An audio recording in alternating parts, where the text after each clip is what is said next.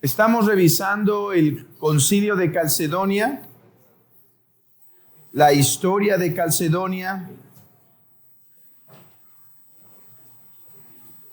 y vamos a revisar el día de hoy la segunda parte histórica, y con eso mi plan es acabar la historia de Calcedonia. Después de esto seguiremos con la teología de Calcedonia, lo cual sí nos tomará más tiempo. ¿Qué fue lo que terminó llevando a Calcedonia? ¿Qué eventos, qué disputas? La semana antepasada intenté enfatizar que la razón por la cual existió Calcedonia fue porque la Biblia nos presenta con este misterio de que Jesucristo es verdadero Dios y verdadero hombre. Y la pregunta es, ¿en qué sentido debemos entender que Jesucristo es verdadero Dios y verdadero hombre? ¿Acaso se mezclan las naturalezas? ¿Acaso se mantienen separadas? ¿Son dos personas? ¿Realmente Cristo tiene alma? ¿O solo es el Logos que está en Cristo? ¿Cristo era un mero humano que después es investido con divinidad? Bueno, hay algunas de estas opciones que la Biblia directamente rechaza. Pero fue esta tensión, este misterio que presenta la Escritura, lo que hizo en última instancia necesario el Concilio de Calcedonia. Hoy me voy a enfocar más en los aspectos históricos de lo que realmente produjo Calcedonia.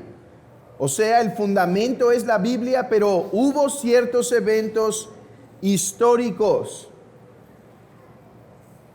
Y como dijo un autor, hermanos, rastrear el curso de las controversias que llevaron a la declaración de Calcedonia es una tarea complicada, y yo diría muy complicada. Necesitamos más que 2 lecciones para poder verlo, pero esto es solamente una probadita de cómo es que esto se dio. En Nicea se tuvo una mayor reflexión sobre Jesucristo. En Nicea se afirmó que Jesucristo es hombre, pero que Jesucristo es Dios de Dios, luz de luz, Dios verdadero de Dios verdadero. Pero a partir de Nicea, podríamos decir que varias tradiciones se empezaron a gestar.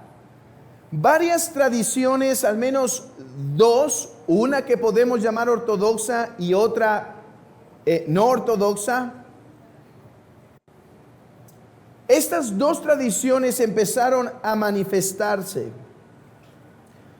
Una a la cual vamos a llamar nestorianismo, y otra que vamos a llamar simplemente la tradición de Calcedonia. Y ahorita van a saber por qué vamos a llamarlo nestorianismo.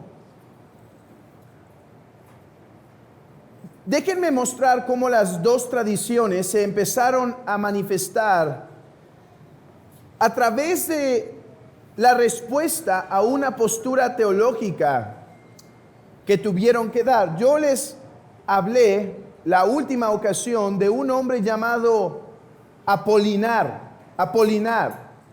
De ahí viene una desviación teológica llamada apolinarismo. ¿Qué enseñaba Apolinar? Apolinar enseñaba que Jesucristo no tenía un alma ni tenía una mente humana, obviamente, porque el alma, una de sus partes o de sus potencias del alma es la mente. Y Apolinar dijo que debido a que el alma es la razón del pecado, entonces Jesucristo no puede tener un alma. Mis hermanos, hay parte de la iglesia evangélica que a veces tiene posturas apolinarias. Y a veces entre nosotros mismos lo podemos identificar cuando el pastor está predicando que Cristo sufrió en su alma y que tuvo temor en su alma. Y algunos se espantan y dicen, ¿alma Jesús? ¿Alma Jesús? Bueno, los que niegan un alma en Jesús son de aquella tradición llamada Apolinar. Pero la tradición de Atanasio, de Gregorio Nacianceno, los que también llamamos los tres capadocios con Gregorio Nisa y Basilio de Cesarea, respondieron a Apolinar. De hecho, tengo que platicarles que Atanasio y Apolinar fueron amigos.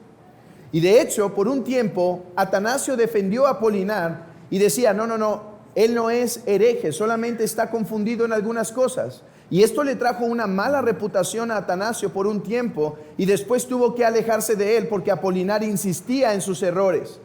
Pero bueno, hubo un hombre llamado Gregorio Nacianceno que cuando escuchó la doctrina de Apolinar, él respondió a Apolinar y dijo, tu doctrina es errada. Si Jesús no tiene un alma, entonces no hay salvación para el hombre. Porque, y esta es una premisa teológica que deben guardar en su mente, porque lo que Cristo no asumió, Cristo no salva. O sea, si Cristo no es verdadero hombre, Jesucristo no puede salvar a los hombres. Si salvó solo el cuerpo humano, pues solo el cuerpo humano se va a salvar, pero el alma no, porque lo que no se asume, no se redime. Y a través de eso es que Gregorio Nacianceno y la tradición ortodoxa respondió a Apolinar de manera que su doctrina fue rechazada en el ala ortodoxa. Pero hubo otros teólogos, Diodoro de Tarso, Teodoro de Mopsuestia y Nestorio de Constantinopla, que también se opusieron a Apolinar. Pero no por las mismas razones de Gregorio y los capadocios, sino que ellos respondieron a Apolinar principalmente por la idea de que en Jesucristo realmente, vean esto, en Jesucristo realmente tenía toda la humanidad y toda la divinidad, verdadero hombre y verdadero Dios. Y decimos, ¿cuál es el error en eso? Está bien. Pero ¿por qué Nestorio enfatizó eso? Porque él decía lo siguiente, es que Jesús, es el hombre y después, de alguna manera, la divinidad vino sobre Jesús de manera que son distintos el uno del otro. Y si Jesús no tuviera alma, entonces no podría ser hombre.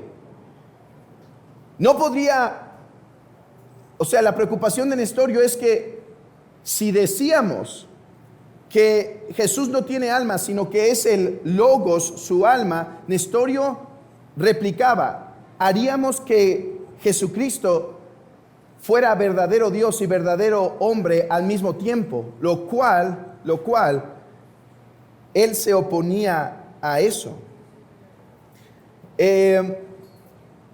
Nestorio insistía cosas como la crucifixión y la muerte de Cristo deben atribuirse solamente al hombre. La tradición la tradición ortodoxa,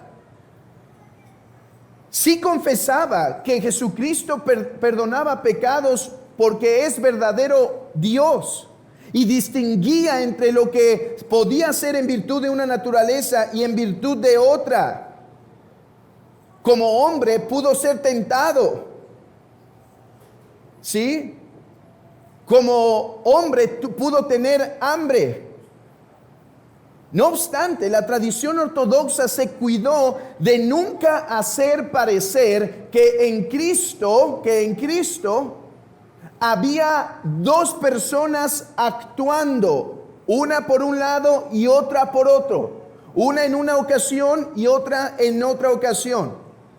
Bueno, déjenme mostrarles esto de una forma más palpable, más obvia.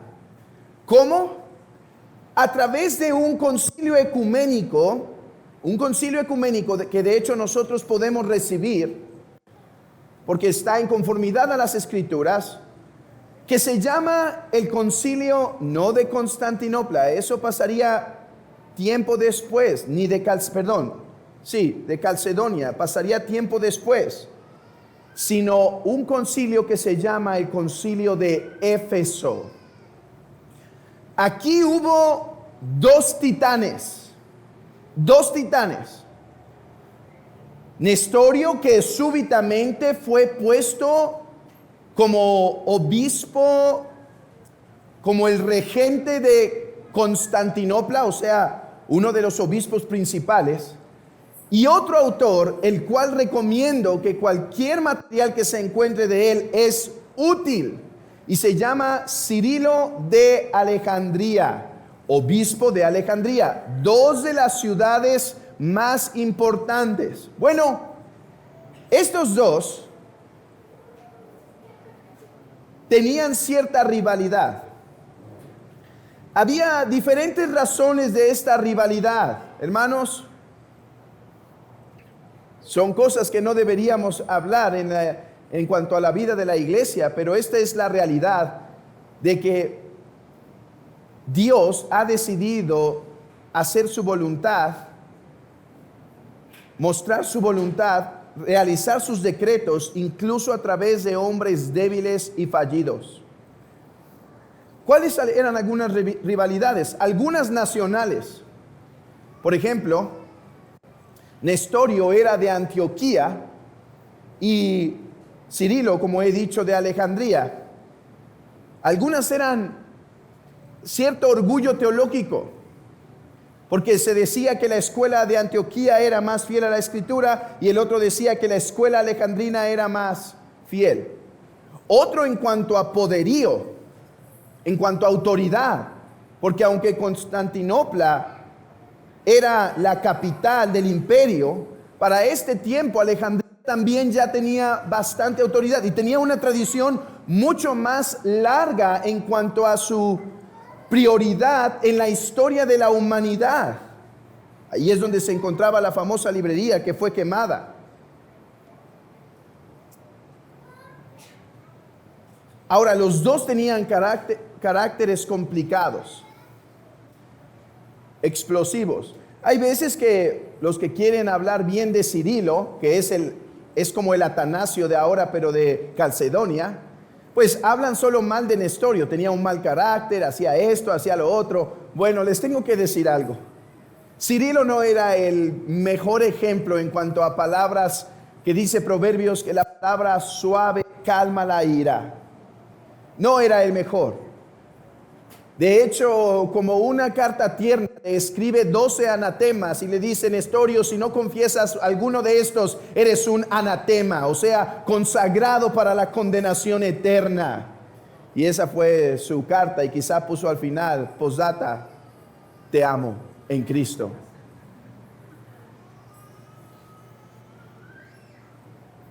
Pero hubo algo que fue lo que derramó la gota que hizo necesario el debate o el concilio de Éfeso en el año 430 y 31.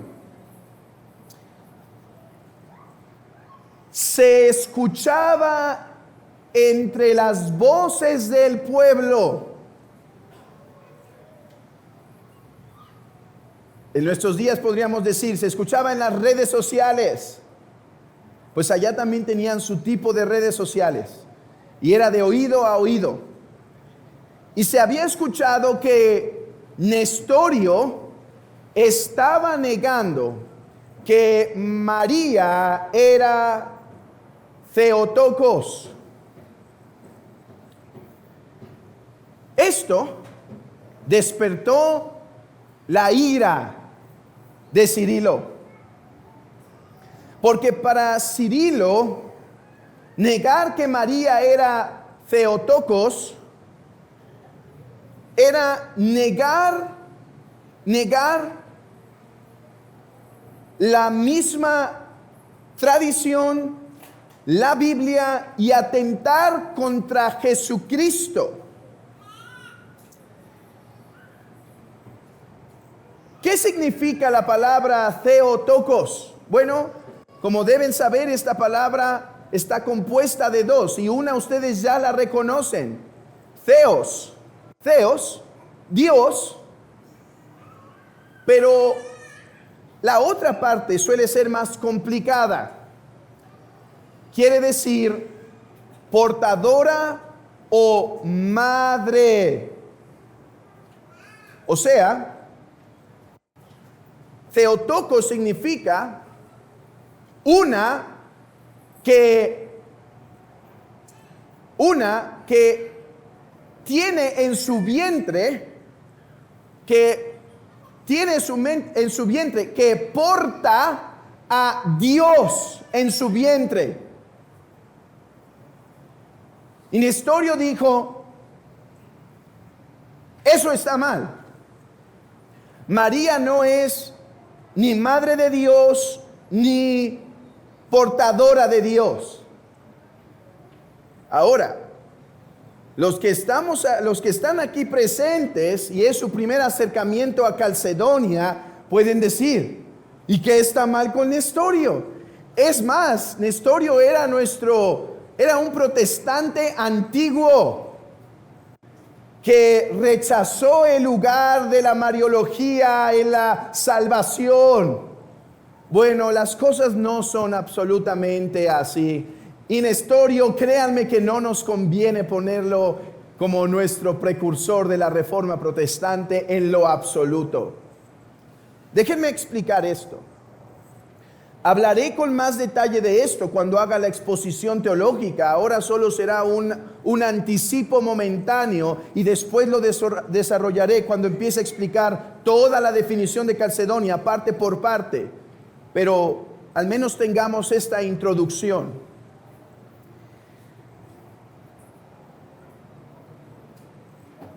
¿Por qué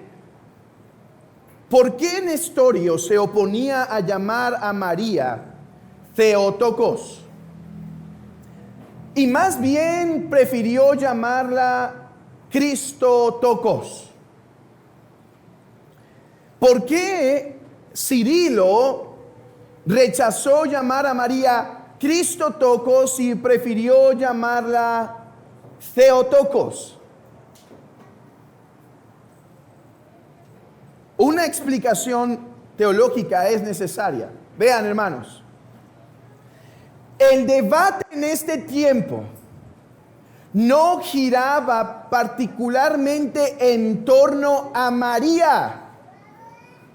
La razón de llamar o no a María Theotokos o Cristotokos no era por María en sí misma, sino por Jesucristo. ¿Quién es verdaderamente Jesucristo? Se puede responder a través de esta palabra. ¿Es María Theotokos, sí o no? ¿O es más bien Cristotokos? No niego que ya en ciertos lugares y en la religión del pueblo sobre todo, María estaba comenzando a tener un lugar principal, pero el debate no es mariológico, tanto así que déjenme ponerlo claro. Los protestantes que rechazaron a María como mediadora y confesaron más bien que era como cualquier otra pecadora, llena de gracia ciertamente, pero que necesitaba redención, jamás rechazaron el Theotokos. Así de sencillo. Los protestantes que se opusieron a la mariología de sus días jamás negaron que María era Theotokos, portadora de Dios o madre de Dios. Pero déjenme regresar. ¿Por qué Nestorio se oponía tanto a llamarla así? Porque para él, vean esto, hermanos, el que fue concebido en su vientre no fue el Logos eterno, sino solo el Jesús humano. ¿Por qué Nestorio se oponía? ¿Ven por qué no nos conviene decir que era nuestro precursor? Eso es herejía. Porque él decía, es herejía en sus últimas instancias, porque él decía que el encarnado en su vientre no era el Logos eterno, era solo el Jesús humano. Después, el Logos sí vendría sobre Jesús. Después el Logos sí llegaría a él. Pero siempre serían distinguibles el Jesús hombre y el Logos Dios. Y todo esto porque él consideraba que era un absoluto error decir que aquel que era bebé era Dios, porque de Dios no se puede atribuir que es bebé o que nació. Y por lo tanto él dijo, lo que estaba en el vientre de María solo era Cristo, o sea, el cascarón, la persona humana sobre la cual después vendría Dios, el Logos, a poseerla, a, digamos, trabajar de una manera conjunta con el Logos, con el humano. Esa fue la razón por la cual Nestorio negaba el Theotokos. Y es por esa razón que Cirilo y la tradición lo rechazó. Jesús no era más que aquel habitado por el Logos. El Logos simplemente había habitado para favorecer al Cristo humano. De manera que en el lenguaje que en la tradición se usaba con cuidado de que Jesús perdona pecados en cuanto a que es Dios, o tiene hambre en cuanto a que es Dios, se volvió en una manera tan radical para decir, fue Jesús el humano, quien tuvo hambre. Fue Jesús el humano quien sufrió. Y vean esto, en última instancia, entonces, el nestorianismo y el arminianismo se vuelven lo mismo. Porque ¿quién es el Salvador? El que murió en la cruz. Para Nestorio y para Arminio, un mero hombre.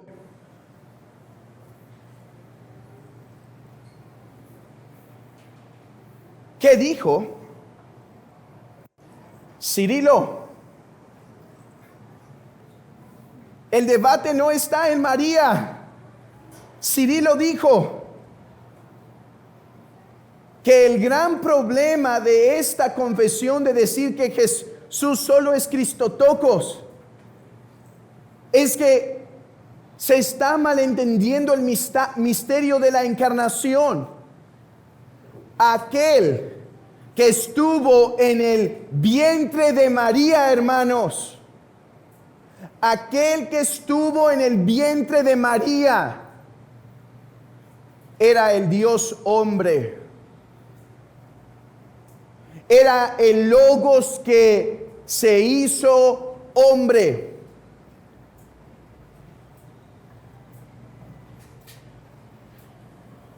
De hecho, esta es la médula de la definición de Calcedonia, hermanos. A veces nosotros no nos percatamos de esto porque estamos alejados de la historia de Calcedonia y pensamos que lo más importante que hizo Calcedonia fue decir que las naturalezas no se mezclan y se confunden. Eso es muy importante, pero ¿saben cuál es la victoria de Calcedonia? Esta frase: el único y el mismo Logos fue el que se encarnó, el que estuvo en el vientre de María. El único y el mismo Logos fue el que hizo milagros. El único y el mismo Logos fue el que murió en la cruz. Eso es, nosotros solemos decir esta frase, esto es lo que significa la naturaleza hipostática de Cristo, hermanos. ¿Qué significa esta frase tan rimbombante, naturaleza hipostática? Vean esto. Que las dos naturalezas de Cristo están unidas en una hipóstasis. ¿Qué quiere decir? O sea, en una persona. ¿Cuál es la persona de las dos naturalezas? Hermanos, piénsenlo. ¿Cuál es la persona que subyace a la naturaleza humana de Jesús y a la naturaleza divina de Logos? ¿Cuál es la persona que está detrás de ambas naturalezas, por así decirlo? El Logos. ¿Quién es la persona de Jesús? Es el Logos. O sea, todos nosotros, seres humanos, al nacer, nacemos con alma, y esa alma tiene una personalidad, ¿sí? Tiene una personalidad. Jesucristo se dice que recibió o que tuvo una humanidad anipostática. ¿Qué quiere decir? Sin una persona, sino que la persona que es la humanidad de Jesús es el Logos. Esto es el misterio de misterios. Cirilo dijo, vamos a ponerlo así: si el Logos no estuvo en el vientre de María, lo que estaba en el vientre de María no tenía persona, porque la persona de la humanidad de Jesús es la misma persona de la divinidad de Jesús, el Logos. Jesucristo es la segunda persona de la divinidad, es la persona de la humanidad de Jesús. Eso significa naturaleza hipostática, que las dos naturalezas de Cristo están unidas en la persona del Logos. Y por eso Cirilo reaccionó tan fervientemente para decir: claro que María es portadora de Dios, claro que María es Theotokos, claro que María no es una mera Cristotokos, sino una Theotokos, portadora de Dios o madre de Dios. ¿En qué sentido? Hermanos, Yo sé que en el catolicismo popular de nuestros días, algunos pueden estar tan confundidos allá afuera del papismo. No los teólogos, porque los teólogos saben bien esto, pero en el catolicismo de a pie, en el papismo de a pie, y algunos pueden pensar que realmente María en un sentido puede llegar a pensarse hasta superior a Dios. Lo hemos encontrado eso en las calles. Pero lo que Theotokos significa no es eso. Lo único que está insistiendo es que aquel que estaba en el vientre era verdadero Dios. Por eso me sorprende que algunos pastores muy famosos allá afuera niegan esto. Pastores que respetamos en otras áreas, ¿sí? Pero niegan esto. Como pastores como Miguel Núñez y otros pastores que llegan a decir: no, María no es Theotokos. Cuando eso se hace, no se entiende en lo absoluto Calcedonia, ni los credos históricos, ni nuestras confesiones. No se entiende la cristología en su más básica esencia. Por eso es que los protestantes, por más que se opusieron a la mariología, jamás negaron el Theotokos. Este era el paréntesis para explicar por qué fue en el Efesios 430. Éfeso, el concilio de Éfeso. Voy a contar el concilio de Éfeso y voy a tener que hacer una tercera lección, ¿ok? Yo quería acabar aquí, pero ya vi que el reloj está avanzando. Voy a contar cómo llegó al concilio de Éfeso y después voy a dejar tiempo para preguntas y respuestas. Bueno, para preguntas y quizá respuestas. Y así acabamos y hago una más de la historia de Calcedonia. Esto nos tomó en el seminario, hermanos, contar los detalles cerca de, no sé si 4 o 5 horas de lecciones. Yo estoy dándoles un resumen resumido, abreviado, ¿sí? Por eso muchos detalles no se pueden tocar, sino lo que creo que es más esencial. Bueno, ¿qué pasó en Éfeso? Ya estaban en pique Nestorio y Cirilo. Entonces, Teodosio II llama a un concilio. Y el concilio se iba a celebrar en Constantinopla. Así que el concilio iba a ser pro Nestorio. Y esto había razones también políticas. Cuando hay una sede tan fuerte como Alejandría oponiéndose, incluso si el político no está a favor de su súbdito, con tal de favorecer su imperio, su poder, puede ceder en esas áreas. Y eso iba a pasar. Pero Teodosio tenía una hermanita preciosa que se llamaba Pulqueria.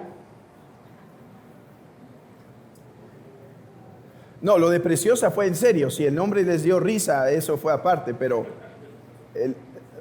y aquí veo la importancia de no solo enseñar a los niños, a los varones, teología, para que algún día guíen a sus familias, sean llamados a ministerio algunos, otros sean buenos miembros, sino también instruir a las mujeres en teología por el bien que puedan hacer a sus hijos, incluso influenciar positivamente a su esposo y demás. Bueno, aquí su hermana le dijo a Teodosio II, no se puede hacer aquí, vámonos a Éfeso, porque ella era devota o entregada a la teología de Cirilo.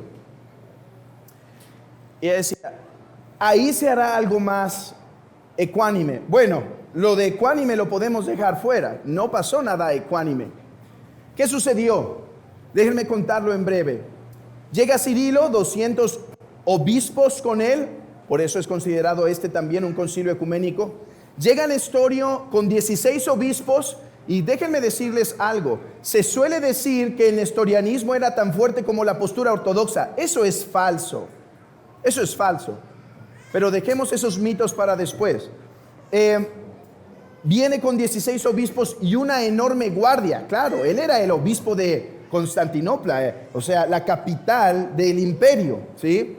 Entonces llega bien asegurado y el concilio llama a Nestorio y dice, ven a dar tu veredicto. Y Nestorio dice, no voy, porque no había llegado uno de sus aliados. Entonces se celebra el concilio usando los escritos de Nestorio y Nestorio termina siendo condenado.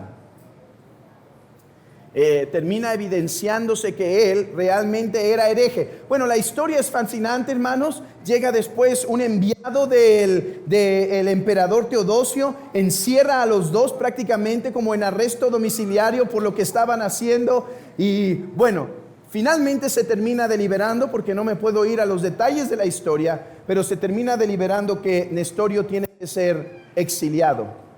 Y si no me equivoco, porque ya no estuve dependiendo de mis notas aquí, ya me va a costar encontrarlo, pero si no me equivoco, por un tiempo va a Jerusalén y ahí se queda estudiando y después termina siendo enviado al desierto, a un oasis, eso se dice, no sé si fue realmente un oasis, pero enviado a un oasis donde termina sus últimos días y muere. Algo bueno pasa. Uno de los principales que apoyaba, primeramente por razones políticas, a Nestorio y Cirilo, se arreglan y hacen lo que se llama ese documento del acuerdo, ¿sí? El documento de la reconciliación. Y la doctrina de Cirilo